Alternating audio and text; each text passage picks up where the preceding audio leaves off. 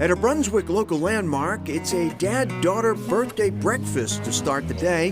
Happy birthday to you. The birthday girl is turning 10. The Brunswick Diner is pushing 80. It's like coming home when you walk in the door, you know, everybody knows each other, and that was my goal when I took over 20 some odd years ago. When we last visited in 2015, Jane Davis was still the owner, but 5 years later, in the wake of COVID, she was set to close for good. So that was going to be it? That was going to be it, and I was at a restaurant in Portland they're doing very well, and with or without me, they would be just fine. Which was the difference is here, I felt like if I came in and helped for a few months, I could help get through COVID, and it's been 4 years. Today, Jane's daughter Cassidy is in charge of things here. When she said that she would come in, you know, my heart just soared. You know, it's like, she can do this. To be sure, the new owner is no stranger here. When I bought this, she was 8 years old. She was picked up by the bus right out front and taken to school. Indeed, the regulars regard the ownership change as pretty seamless. Her daughter's been here since she was a kid, so it's like, you know, her lovely face has been around a long time, yeah. A few things haven't changed. A community that loves its diner, a mom and daughter who love it right back, and, oh yeah, a breakfast that's pretty endearing too.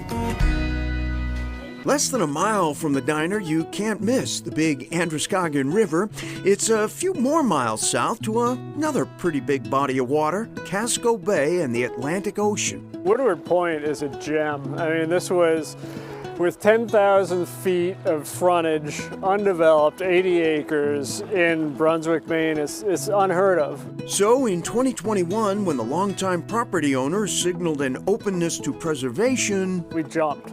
We circled the wagons, tapped every one we could, because you're not going to see an opportunity like this again in southern Maine. In 2022, the Brunswick Topsom and the Maine Coast Heritage Land Trusts were able to secure a deal to take ownership, making Woodward Point a nearly 90-acre public preserve. If it had gone on the open market, what would likely have happened here? One, it would have sold very quickly. Two, given the zoning around here, probably up to 10, maybe 12 private residents could have been built here. It would have cut off public access. And now instead, we have people using this all year round. We certainly still have it open to our commercial shellfish harvesters, and where I'm standing right now is a dedicated water access for hand-carried boats. So we try to have it all here. Even better is the ongoing effort here to have it all for everyone, able and otherwise. There's a big need in this location of Maine for places where a person in a wheelchair can come and roll, or for the older person who just has a hard time shuffling along a little bit. This is the safe, comfortable place for that to be.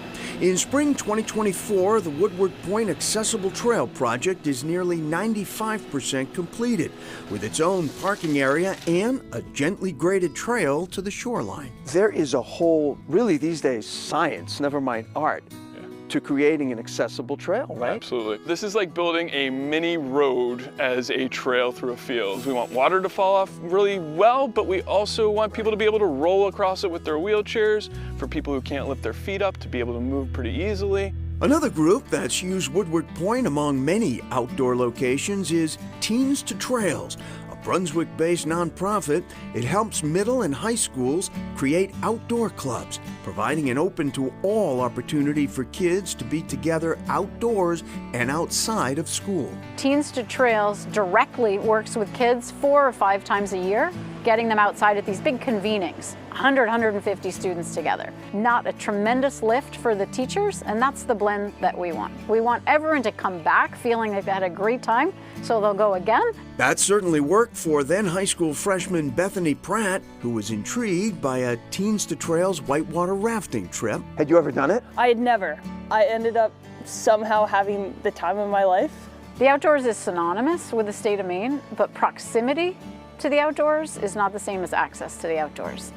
Because it's rare for somebody to have the courage or the initiative to try something brand new all by themselves.